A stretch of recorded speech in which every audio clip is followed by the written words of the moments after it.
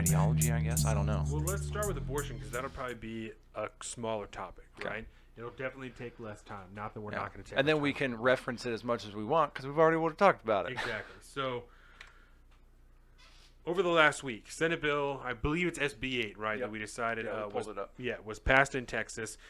Which I will say, the Texas legislature needs to do a way better job posting their things on the internet, because the way you view it online now, it's like this weird faded green text. What an asshole.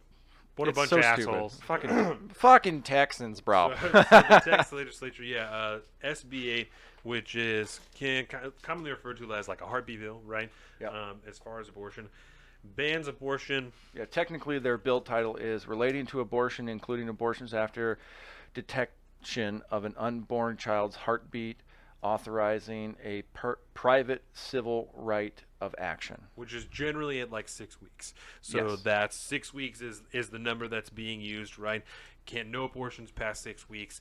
And to add to this, right, there is odd enforcement side of this that a lot of, especially like the left-leaning media outlets, effectively deputizes citizens. Yes. That I wouldn't say that, but it does allow private individuals with zero connection to the person seeking the abortion at all to sue healthcare providers and potentially even like Uber drivers, anybody who helps that person, that woman, procure that abortion after 6 weeks can be sued in a civil case, in which if the lawsuit is successful, the person who sued the other person is entitled to at least $10,000 in damages, which is one of the most backwards fucking things I have ever heard in my entire life. Yeah, because there's, in their own rationale, like there's a couple things that the bill does. Yes. The first of all, because we've talked about it a lot when we were talking about like the election stuff, right? People trying to get court cases up and trying to do things like that. A lot of times when it comes to legal cases, having standing to sue somebody can be difficult to do. Yeah. In particular cases, and that is, at least from my interpretation, is the biggest thing about the bill. It kind of sets the bars for when someone can have grounds, legal grounds, to actually have standing to sue somebody. And the justification they're throwing behind this, not throwing behind it, they're putting behind it, is also these announcements that Governor Greg Abbott has made about this like war on rape, right? That they're going to effectively end rape in Texas. Because the bill specifically does not have the exemptions for rape and incest, which most abortion bills that have come out in the past have always kept that included. The vast majority. Yes. And the in my opinion, backwards reason, I don't even want to say that, right? The reason being, because this is still the fact portion, it's not about my opinion. Yep. So the reason being that these things are not exempt, rape and incest are not exempt, is because their justification is because there is the 6 week buffer allowed in which if you have been raped, you then have 6 weeks to ensure that you are or are not pregnant. Yep. Or if you have been a victim of incest, you have then 6 weeks to ensure that you are or are not pregnant, and then procure an abortion within that 6 weeks. Yeah. And not that I agree with it, but again, the facts portion at this point. This is the facts portion. No one get confused yet. The logic behind that being, Yes. if you are a victim of rape or incest, you essentially file charges, right? Yes. You know this happens, and essentially, if you're a victim of rape or incest, it would probably, you would want to go see, you want to go get a health checkup, you want to go do this stuff. They got to do the rape kit. They all do that. At that point in time, Plan B pill or some form of contraception at that point could be ingested, or some procedure being done or something like that before you hit that 6 weeks margin. Yeah. Which, again, facts only. That is the rationale that he is presenting to say, Greg Abbott. if you get, Greg Abbott, the governor of Texas, if you are a victim of rape or incest, the odds that you're not going to go seek some form of medical treatment within 6 weeks seems kind of strange, and I understand where that's coming from. But Yeah, we'll get into the buts after that. Right. But that's their rationale, I guess, towards getting around that 6-week thing. And then, yeah, there's this whole like, well, yeah, we're gonna have a war on rape and a war on incest. You should have been doing that every fucking day, anyways. Right. But Right. just because something's legal doesn't mean people aren't going to do it. Yeah. Obviously, that's why we have crime and punishment. We have crimes and punishments because Right. we can't. This isn't fucking Tom Cruise movie, Minority Report. Right. We don't know these things are going to happen. They're going to happen, and then you deal with them afterwards, and then you charge people for the crime that they committed. You can't necessarily prevent the crime from being stopped. So we can start here and kind of break this down a little bit, right? As far as the Greg Abbott position of the 6-week buffer, obviously that's ideal, right? I feel that it ignores, at the very Ideal least, for what? What do you mean by ideal? ideal as far as legally that someone who's raped would then almost immediately go to the police, right, and file a report and do the rape kit and do these things, right? Obviously, history has shown. That's not the best word, obviously, but that would be the ideal scenario of someone who's been raped. I thought that's what you meant. I just wanted to clarify. No, certainly. So obviously that's what you would want, right? Anecdotally, at the very least, we have seen that. What you got? Sounds. Is that it kind of sounds like a Good Samaritan law, loosely based. Yeah, like providing Kind of, but incentives for Good Samaritans, quote unquote, Right. if you're siding with that bill. Right, to except, be able to get, I don't want to say a bounty, Right, but like but except a reward. A Good Samaritan law generally refers to like if you choose to enact medical treatment on somebody who's been injured, you won't get sued if something happens to that person because if that person dies because you were trying to do your best. Yeah.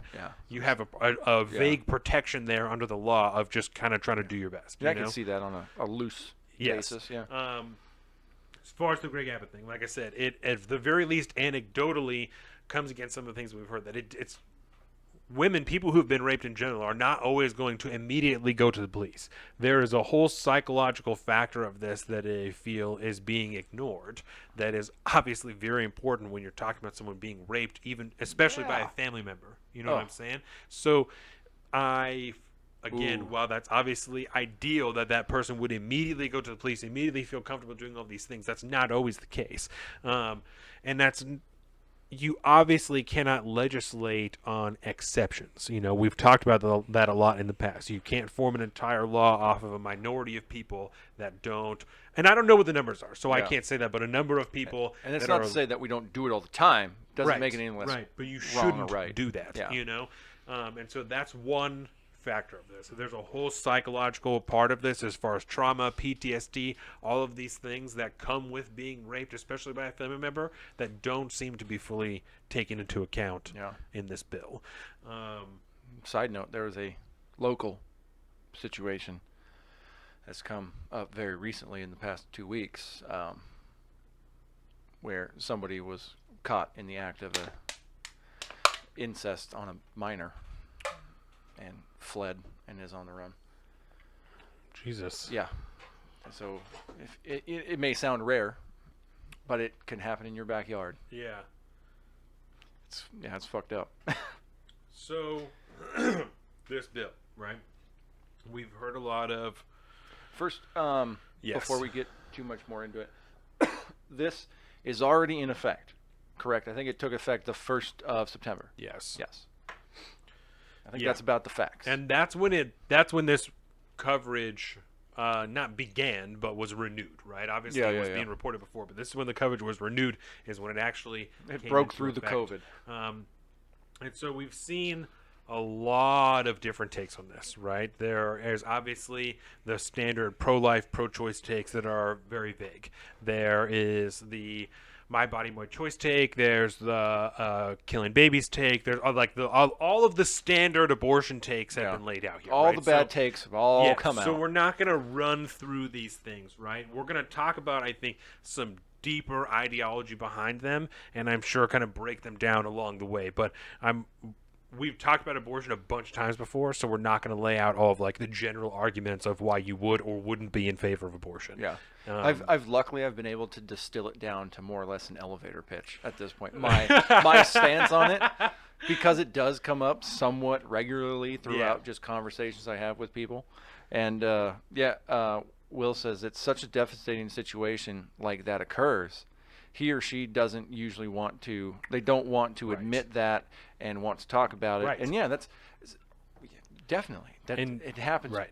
all the time. Which makes sense. Yeah. You know, I don't know. Very yeah, understandable. no, it absolutely makes sense. And that factor doesn't seem to be, excuse me, being considered in this law, No.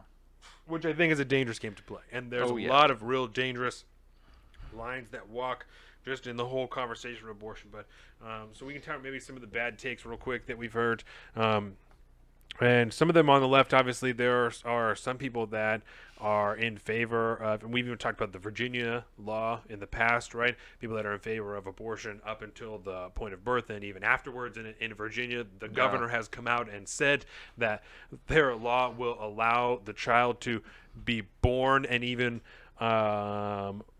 revived if the case need be, and then kept comfortable while the parents and the physician have a decision on what's going to be done with the baby after that, because it's a born alive baby. We'll make it it's comfortable, not even then a conversation will ensue. Yeah, it's I not wish I had a even- nice Virginia twang I it's could add not onto even that. in the womb anymore. It's an active alive baby outside of the womb that they're then going to kill somehow, right? Yeah. If that's not killing a baby, I don't know what is. Yeah. That's definitely killing a baby, right? So that's obviously horrific. We've also heard there's also to the other extreme heartbeat bills like this, or complete abortion bans, no abortion at all, no Plan B, things like that. Or the limitation of one operating abortion clinic in one far off corner Right, of the state right. and no other ones. Yeah, and I think that was in Georgia, maybe, where I'm trying to remember the state. I can't remember, so forgive me for that. I can't remember what state it was in, but the operating surgeon had to have admitting rights in a hospital, and there was only a handful of surgeons, abortion practitioners in the state that were able to achieve that. And that's and that was able to make it through.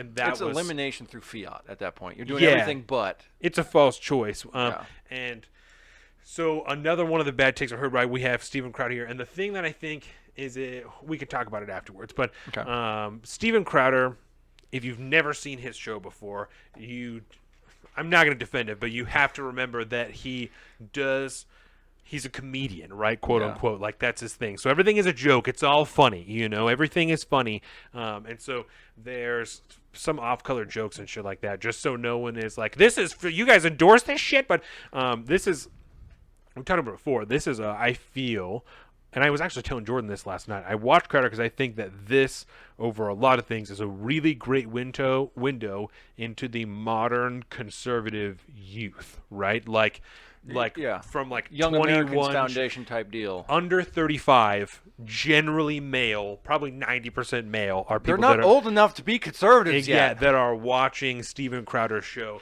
Yeah. And so it's a good window into that section of this. So we have two clips here, both relatively short, and we're going to talk about, obviously, the Does things. it matter which one I start off with? You can Okay. just play them both. It doesn't So, really matter.